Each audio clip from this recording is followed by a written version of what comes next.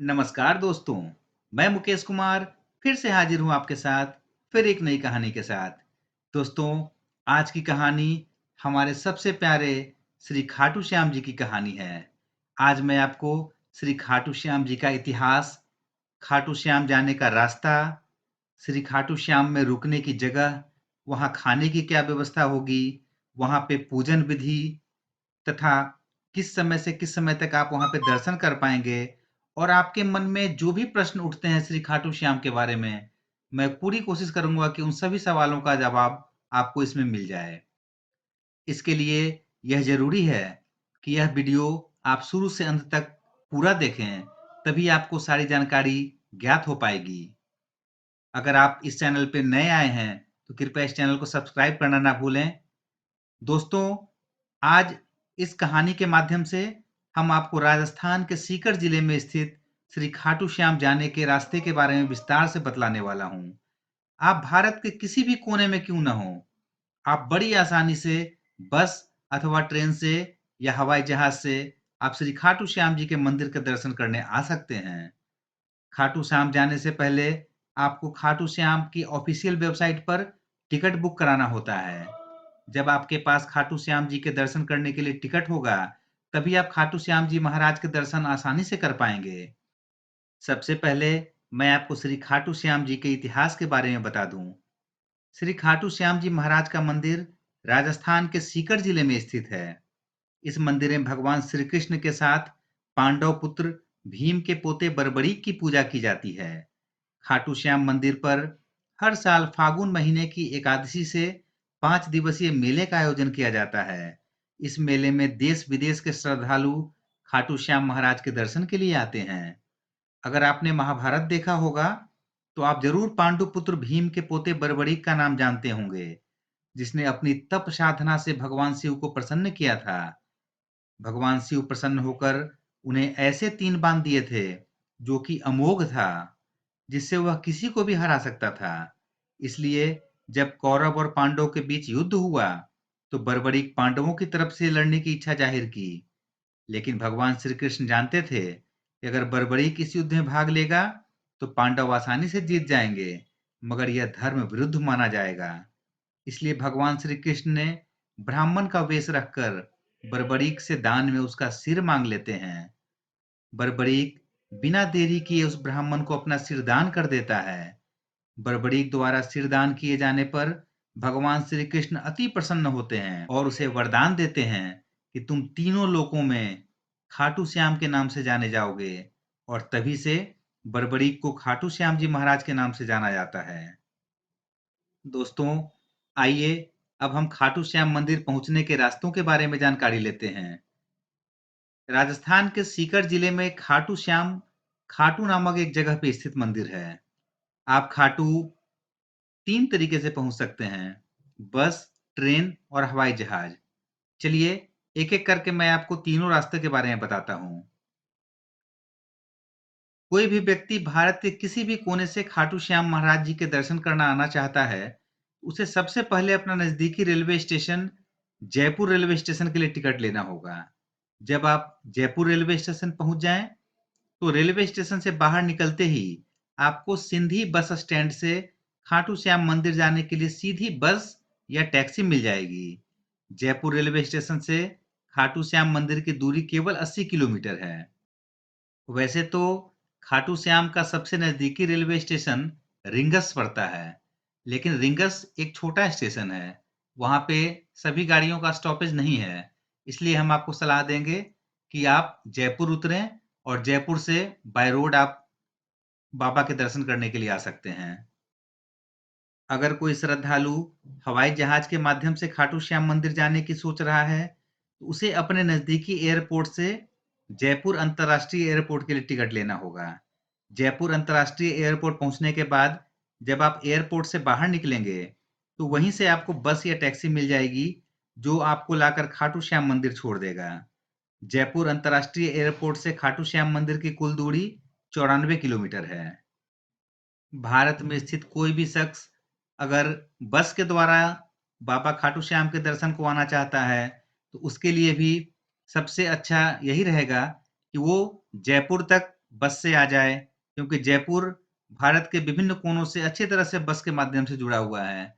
तो बस से जयपुर आने के बाद वहाँ से फिर दोबारा बस पकड़कर वो बाबा खाटू श्याम के दर्शन करने के लिए आ सकता है। सड़क की सुविधा काफ़ी अच्छी है, इसीलिए किसी भी प्रकार की दिक्कत इसमें नहीं होनी है। आप तीनों में से कोई भी मार्ग का चुनाव कर सकते हैं, तीनों विकल्प आपके लिए बेहतर है।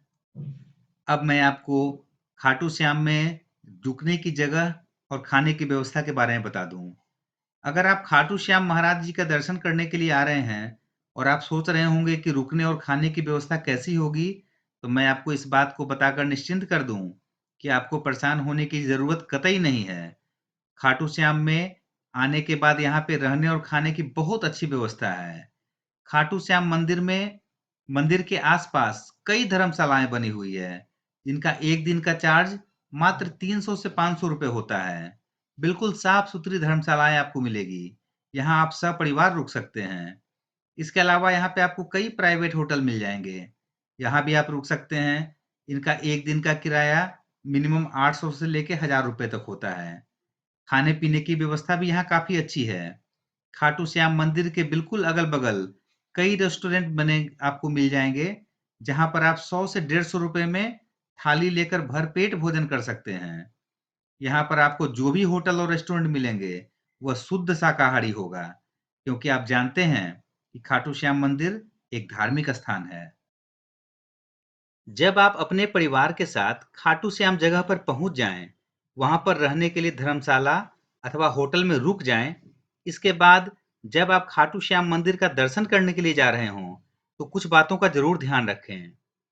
अगर आप खाटू श्याम दर्शन टिकट लिए बिना दर्शन करने जाते हैं, तो कई बार ज्यादा भीड़ होने के कारण आपको अंदर नहीं जाने दिया जाएगा और आपको बाहर से ही दर्शन करना पड़ेगा। इसलिए जब भी आप खाटू श्याम महाराज जी के दर्शन करने के लिए जाएं, तो सबसे पहले खाटू श्याम दर्शन के लिए टिकट ले लें। 18 साल से कम आयु वाले श्रद्धालुओं को खाटू श्याम दर्शन के लिए रजिस्ट्रेशन नहीं कराना होगा। एक बात और, खाटू श्याम मंदिर में आप कोई भी चीज लेकर प्रवेश नहीं कर सकते हैं। इसलिए आप जहां पे ठहरे हैं, वहीं पे अपना सारा सामान रखकर केवल पूजन सामग्री लेकर खाटू मंदिर में प्रवेश करें। एक चीज और बता दूं कि पूजा के लिए खाटू श्याम मंदिर में प्रवेश करने से पहले आपको श्याम कुंड में स्नान करना होगा। ऐसा करने से आप ज्यादा पुण्य के भागी बनेंगे। इसके बाद ही आप खाटू श्याम मंदिर के दर्शन करने के लिए लाइन में लग जाना है आपको। यहाँ पर मैं आपको यह बता देना चाहता हूँ कि श्याम कुंड से ही खाटू श्याम बाबा की मूर्ति प्रकट हुई थी। खाटू श्याम मंदिर श्रद्धालुओं के लिए हमेशा खुला रहता है। आप किसी भी मौसम में खाटू श्याम बाबा का दर्शन करने आ सकते हैं। लेकिन खाटू श्याम बाबा का दर्शन करने के लिए हर महीने की आने वाली एकादशी का दिन बहुत ही विशेष होता है। अगर इस दिन कोई श्रद्धालु खाटू श्याम जी की पूजा करता है, तो वह साक्षात भगवान श्री कृष्ण की पूजा कर रहा है, ऐसा माना जाता है। अगर कोई श्रद्धालु 5 एकादश का लगातार व्रत रखता है, खाटू श्याम महाराज की सच्चे दिल से पूजा करता है, तो उसकी सभी मनोकामनाएं पूरी होती है। अब मैं आपको खाटू श्याम मंदिर के दर्शन कब से कब होते हैं, मैं इस समय के बारे में आपको जानकारी दे दूं। सर्दियों के मौसम में मंदिर खुलने का समय सुबह 5:30 बजे से दोपहर 1 बजे तक और संध्या 5 बजे से रात्रि 9 बजे तक होता है। वहीं गर्मियों में सुबह 5 बजे से लेकर दोपहर 12:30 बजे तक और संध्या 4 बजे से लेकर रात्रि 10 बजे तक।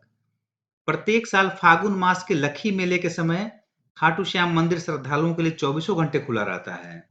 अब मैं श्री खाटू श्याम जी के आरती के समय के बारे में बता दूं। आरती वंदना का समय जो होता है, वह गर्मियों और सर्दियों दोनों में अलग-अलग होता है।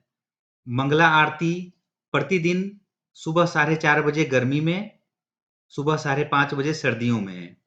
श्रृंगार आरती सुबह 7 बजे गर्मियों में, सुबह 8 बजे सर्दियों में। भोग आरती दोपहर 12:30 बजे गर्मियों में, दोपहर 12:30 बजे ही सर्दियों में। संध्या आरती शाम 7:30 बजे गर्मियों में, शाम 6:30 बजे सर्दियों में। विश्राम आरती गर्मियों में रात 10 बजे और सर्दियों में रात 9 बजे होता है।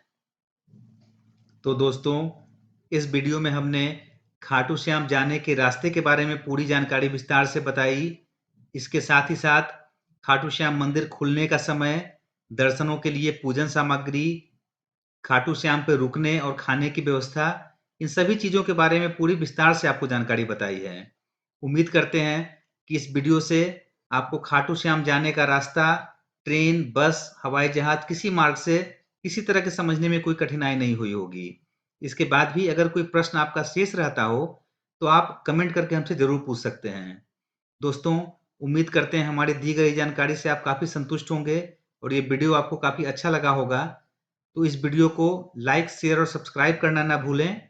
मिलते हैं दोस्तों फिर किसी अगली कहानी में। तब तक के लिए जय हिंद, जय भारत। व्यस्त रहें, स्वस्थ रहें, मस्त रहें। जय श्री श्याम, जय श्री खाटू बाबा।